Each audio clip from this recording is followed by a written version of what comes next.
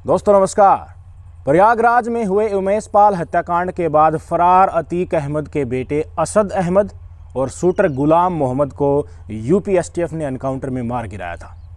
इससे पहले 2 अपराधी ऑलरेडी मारे जा चुके हैं। इस तरह से शूटआउट में शामिल रहे कार ड्राइवर समेत 7 अपराधियों में से 4 एनकाउंटर में मारे जा चुके हैं। 3 फिलहाल अभी फरार है। साथ ही अतीक अहमद और अशरफ की भी 3 लोगों ने ताबड़तोड़ गोलियां बरसाकर हत्या कर दी। अतीक अहमद और अशरफ को मेडिकल के लिए पुलिस अस्पताल लेकर आई थी, वहीं पर दोनों को ढेर कर दिया गया। इस घटना के बाद से ही विपक्ष के कई बड़े नेता इस मुद्दे में सुप्रीम कोर्ट से स्वतः संज्ञान लेने की गुजारिश कर रहे थे, निष्पक्ष जांच की मांग कर रहे थे और अब ये पूरा मामला सुप्रीम कोर्ट में पहुंच गया है। एडवोकेट विशाल तिवारी ने एक जनहित याचिका यानी कि पीआईएल दाखिल कर अतीक और उसके भाई अशरफ की जांच कराने की मांग की है। जो हत्याकांड हुआ उसकी जांच कराने की मांग की है। याचिका में सुप्रीम कोर्ट के रिटायर्ड जज की निगरानी में जांच कराने की अर्जी है। विशाल तिवारी ने अपनी याचिका में उत्तर प्रदेश में साल 2017 के बाद हुए 183 एनकाउंटर की जांच की मांग भी की है, जिसमें असद अहमद और शूटर गुलाम मोहम्मद के एनकाउंटर भी शामिल है। एडवोकेट विशाल तिवारी जिन्होंने सुप्रीम कोर्ट में ये याचिका दायर की है, उनके बारे में थोड़ा सा आपको हम बता देते हैं। ये करीब 1 दशक से वकालत कर रहे हैं। जनहित से जुड़े तमाम मसलों पर ये पीआईएल फाइल करते रहते हैं। कोरोना महामारी की दूसरी लहर के दौरान इन्होंने सुप्रीम कोर्ट में एक पीआईएल दाखिल की थी, जो खासी उसका मैं कहूँगा कि काफ़ी चर्चा का विषय बनी थी। इस पीआईएल में उन्होंने आर्थिक राहत की मांग की थी और कहा था कि कोरोना के चलते महंगाई से लोगों की कमर टूट गई है, ऐसे में ईएमआई से लेकर लोन के ब्याज जैसी चीज़ों में छूट दी जाए। इन्होंने पीएम को भी पत्र लिखा था। बाद में इसके रिजल्ट हमें देखने को भी मिले थे। एडवोकेट विशाल तिवारी हाल ही में अडानी ग्रुप पर हिंडनबर्ग की रिपोर्ट आने को लेकर भी चर्चा में रहे हैं। इस मामले में भी उन्होंने सुप्रीम कोर्ट में पीआईएल दाखिल की थी और हिंडनबर्ग रिपोर्ट पर पारदर्शी तरीके से जाँच की मांग की थी।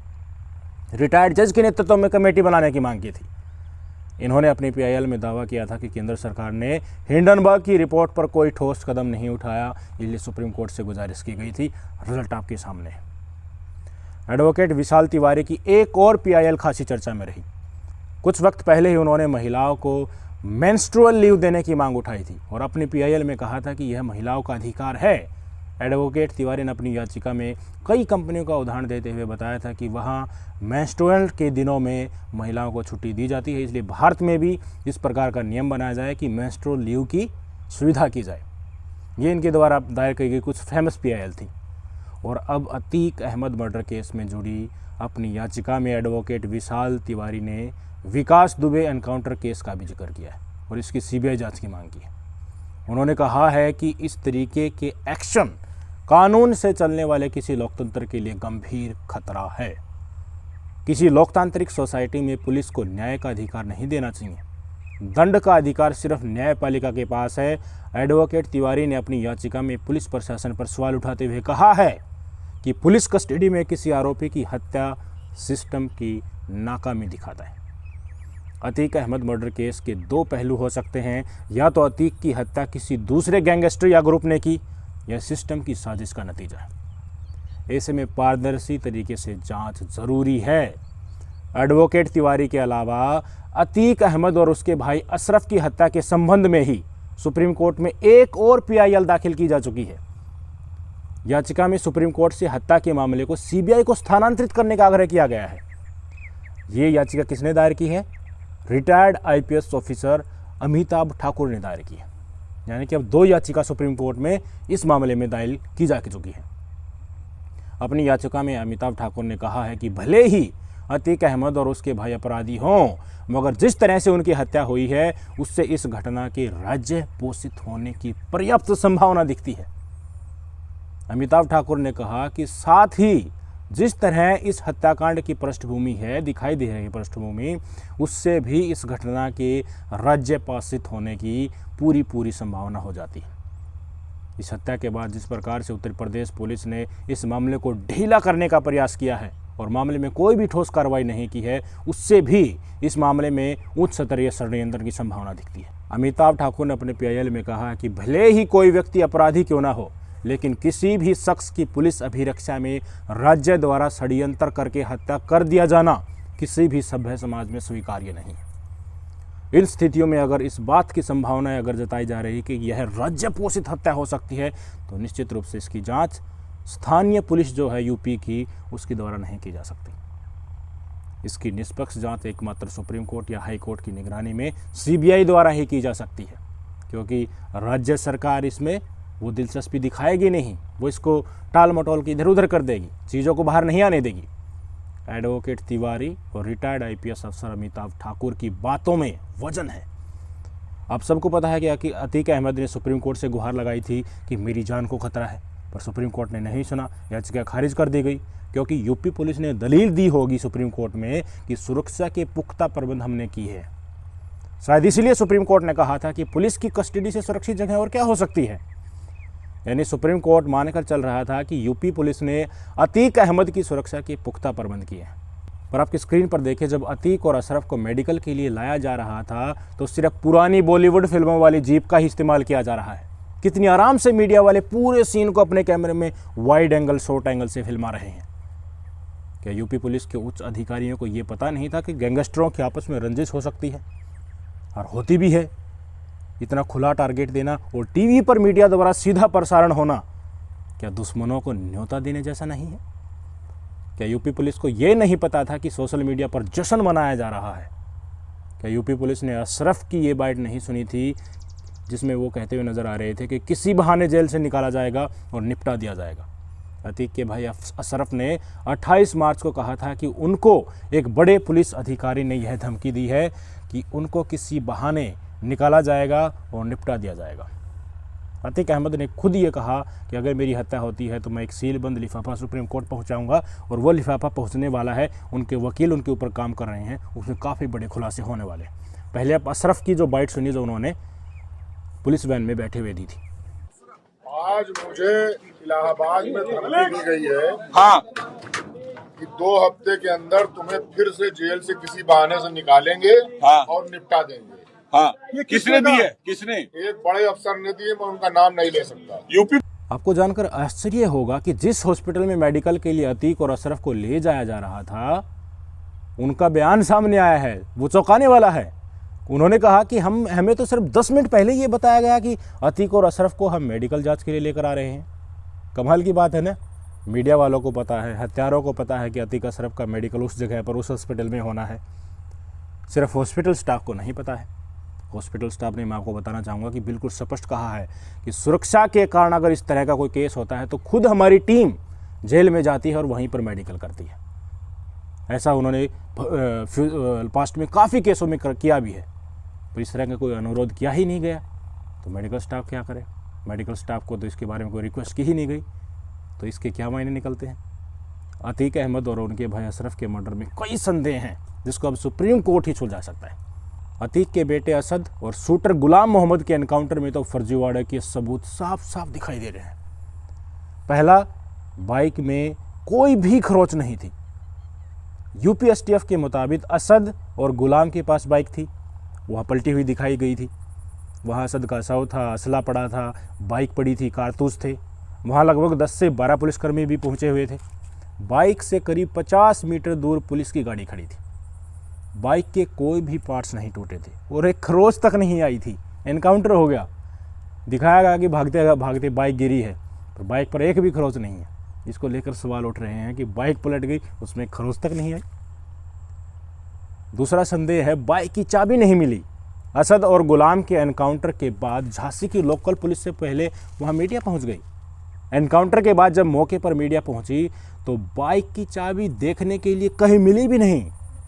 हो सकता है कि बाइक पुरानी हो, चाबी ढीली होने के बाद गिर गई हो, लेकिन वहां आसपास भी चाबी नहीं दिखाई दी। अगर कोई एनकाउंटर के बाद बाइक से गिरता है तो उस समय बाइक से कोई चाबी नहीं निकालेगा, सब कुछ सील हो जाता है। उस जगह से कुछ भी नहीं उठाया जा सकता जब तक लोकल पुलिस और ऊपर से ऑर्डर नहीं आ जाता है। तो बाइक की चाबी कहाँ गई? तीसरा डाउट इसमें यह है कि बाइक की नंबर प्लेट और चेसिस नंबर गायब मिले हैं। यूपी एसटीएफ ने असद और गुलाम के एनकाउंटर के बाद जिस बाइक को बरामद किया है उसकी नंबर प्लेट गायब थी, चेसिस नंबर भी नहीं था।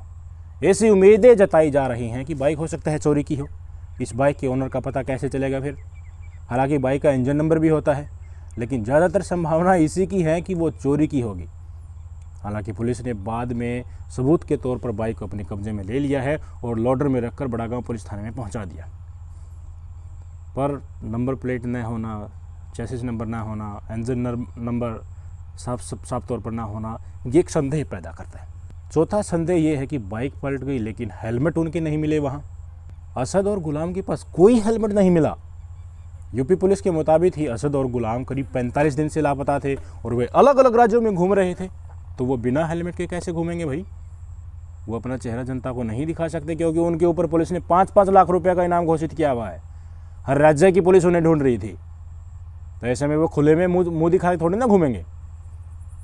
कुछ पट्टी भी लपेट नहीं सकते जिससे सामने वाले ट्रैफिक पुलिस को तो साफ तौर पे नज़र जाएगा कि ये कुछ अपराधी हो सकते हैं, इन्होंने चेहरा क्यों छुपाया हुआ है। इसलिए हेलमेट तो वो ज़रूर पहना होगा उन्होंने। तो अगर उन्होंने हेलमेट नहीं पहना था और अगर वो खुलेआम घूम रहे थे तो ये ट्रैफिक पुलिस का फेलियर है, क्योंकि वो बिना हेलमेट के अजमेर सहित कई शहरों से होते हुए झांसी पहुँचे थे और यहाँ भी एनकाउंटर के समय भी उनके पास हेलमेट नहीं था। तो इस बीच उनको किसी ने नहीं देखा। पांचवा संदेह ये है कि पथरीले रास्ते पर बाइक का पीछा इतनी देर कैसे हुआ। यूपीएसटीएफ ने बताया कि ये दोनों जो थे पारीछा डैम के आसपास छिपे हुए थे। वो जगह नेशनल हाईवे से 2 किलोमीटर दूर थी। उस जगह तक पहुंचने के लिए पगडंडी बनी हुई है। वो बहुत पथरीली, कच्ची और उबड़ खाबड़ है। यहाँ कोई भी गाड़ी 10 से 20 किलोमीटर प्रति घंटा से ज़्यादा गति से नहीं चल सकती। इसलिए ये सवाल उठ रहा है कि जब एसटीएफ दोनों को पीछा कर रही थी तो वो इस रास्ते पर इतनी दूर तक कैसे पहुंच गए।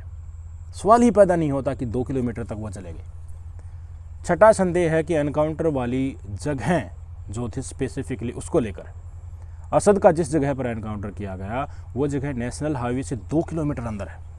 हाईवे से उतरते ही पगडंडी है। उसके बारे में बाहर के लोगों को कोई जानकारी नहीं है, अनजान लोगों को। यूपी पुलिस के मुताबिक ही असद और गुलाम राजस्थान और दूसरी जगहों पर छिपे हुए थे और भागकर झांसी आए थे। उन्हें रास्ते के बारे में शायद जानकारी नहीं होगी। इसके अलावा जब वो राजस्थान की ओर से आ रहे थे तो रास्ता रोंग साइड पड़ता है, तो बाइक वाले को दिखाई ही नहीं देगा। जिस जगह पर एनकाउंटर हुआ वहाँ से दोनों टोल 30 किलोमीटर दूर थे। आसपास कोई ढाबा वगैरह भी नहीं था। तो वहाँ क्या करने पहुँचे थे ये? किसने बताया होगा ऐसी सुनसान जगह के बारे में इनको? ये संदेह पैदा करता है।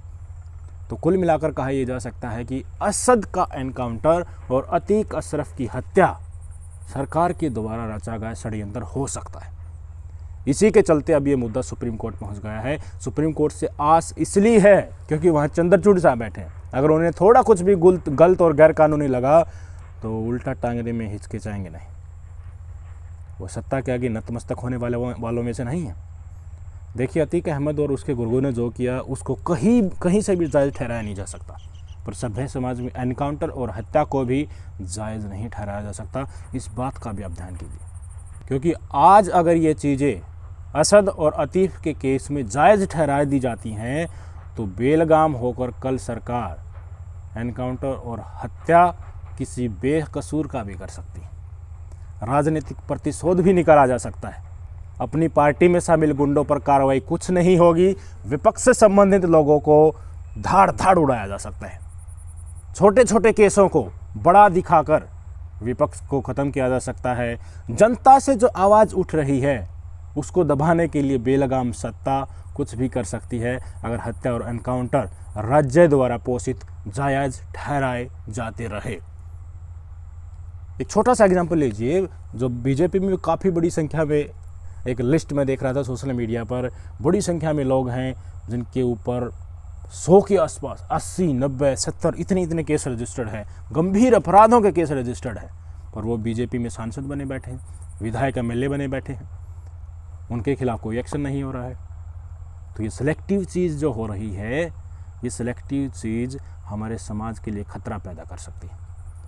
और किसी को मत लीजिए, ब्रजभूषण शरण सिंह को ही ले लीजिए। बीजेपी की सांसद है, दबंग नेता अपने आप को मानते हैं, मोदी साहब को भी कुछ नहीं समझते। वो बीजेपी में है। बीजेपी इसलिए डरती है कि उस सीट पर अगर ब्रजभूषण शरण सिंह को टिकट नहीं दिया तो कोई और वहाँ से जीत नहीं सकता। तो इसलिए उनके जुर्म के आगे खुद बीजेपी घुटने टेके हुई है। बहुत सारे जुर्म हैं उनके, पीछे वाले जुर्म भूल जाइए, नया जुर्म सुन लीजिए। पता है ना, हमारे पहलवान जंतर मंतर पर बैठे थे, वो पहलवान जिन्होंने हमारा सीना गर्व से ऊंचा किया था, पूरी दुनिया में हमारा देश का नाम रोशन किया था ओलंपिक में मेडल लाकर। वो ओलंपिक मेडलिस्ट जंतर मंतर पर बैठे थे कि ब्रजभूषण शरण सिंह ने महिला पहलवानों का बलात्कार किया है। क्या हुआ फिर उसका? पहलवानों का धरना ख़त्म करवा दिया। केंद्र के मंत्री आए कि आप जाइए धरना ख़त्म कीजिए, आश्वासन देते हैं कि कमेटी बनाकर निष्पक्ष जांच की जाएगी। कितने दिन हो गए, क्या हुआ जांच का?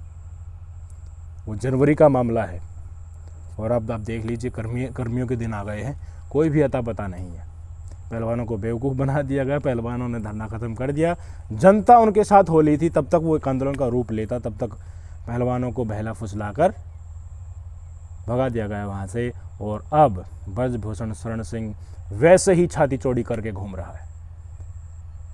महिला पहलवानों का बलात्कार करना एक छोटी चीज़ है, उसको आप भारतीय जनता पार्टी में शामिल किए बैठे हैं, उससे डरते हैं कि उसको टिकट नहीं दिया तो और कोई जीत नहीं पाएगा, इसलिए उसके आगे घुटने टेके हुए हैं आप। क्या इनके ऊपर कोई कार्रवाई नहीं होगी? तो जो राज्य के द्वारा, सरकार के द्वारा जो पोषित एनकाउंटर जो और हत्या जो होती हैं, अगर जनता उसको सही ठहराती रही तो छोटी सी चीज़ को बड़ा दिखाने में राज्य हिचकिचाएगा नहीं। हो सकता है जो बेकसूर हो उसको भी अपराधी बनाकर बड़े बड़े उसके ऊपर केस और धाराएं झूठी तरीके से लगाकर उसको ख़त्म कराया जा सके, क्योंकि वो राजनीति के आड़े आ सकता है। एट लास्ट कुछ भी हो जाए, कोई भी, बेशक से सोशल मीडिया दो धड़े में आज बटा हुआ है, कोई जश्न मना रहा है, कोई मुस्लिमों का पक्ष ले रहा है, कोई अपनी अपनी राजनीति और अवसर साध रहा है, पर लास्ट में कानून के साथ और संविधान के साथ किया गया कार्य ही इस देश में जायज़ ठहराया जाएगा। लोकतंत्र के अनुसार ही सरकार अगर चल रही तो उसी को जायज़ समाज में ठहराया जाएगा और एक्सेप्ट किया जाएगा। आप क्या सोचते हैं इस पूरे मुद्दे पर? कमेंट करके ज़रूर बताइएगा। नमस्कार।